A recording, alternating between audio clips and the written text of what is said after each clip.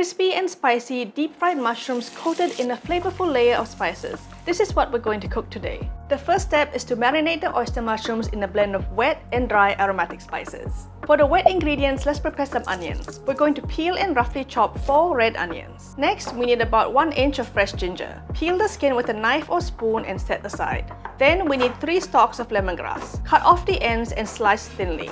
This will help it blend smoother later.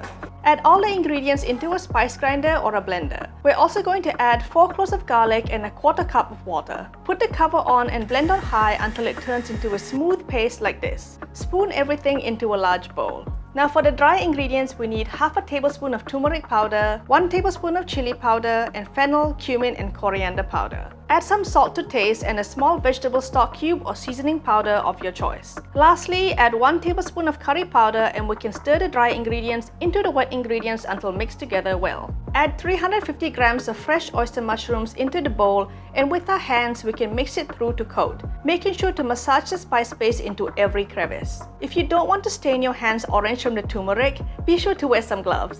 Strip in 3 stalks of curry leaves and give everything a quick mix to incorporate. Place the lid over the bowl and leave the mushrooms to marinate in the fridge for 30 minutes or longer. While waiting, let's make a sambal or spicy chili condiment to go with the mushrooms. First, get 4 large red chilies and chop them roughly. Then we need 1 red onion cut into quarters. Next, we need 8 red bird's eye chilies and 5 green bird's eye chilies. Into a clean blender, add 1 teaspoon of miso paste and half a sheet of nori or seaweed. This will give a similar flavor profile to belacan, which is fermented shrimp. I'm using a blender, but you can pound this in a mortar and pestle as well. Add 1 teaspoon of coconut sugar and blend to the consistency of your liking. To add sourness to the sambal, we need some fresh calamansi lime juice or limau kasturi. How much lime juice you use is really up to your preference. I used about 2 limes. Then we can add some salt. Taste and adjust the seasonings until you get it just the way you like it. This sambal should hit all your taste buds. It should be sour, salty, spicy, umami with a touch of sweetness.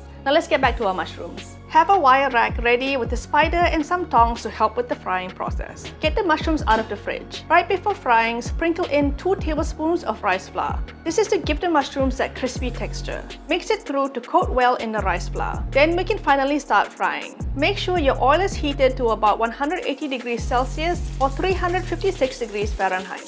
Lower the mushrooms into the oil gently. Don't overcrowd the pot as the temperature will plummet drastically.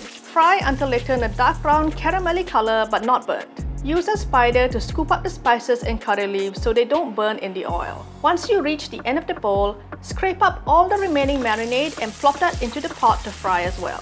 Strip in some curry leaves for extra crunch and flavor. Once they're cooked, drain on paper towels. Serve the mushrooms on their own or as a dish called nasi kukus, which is steamed pandan rice, the fried spicy mushrooms, and the sambal. Top it off with the luxurious curry sauce.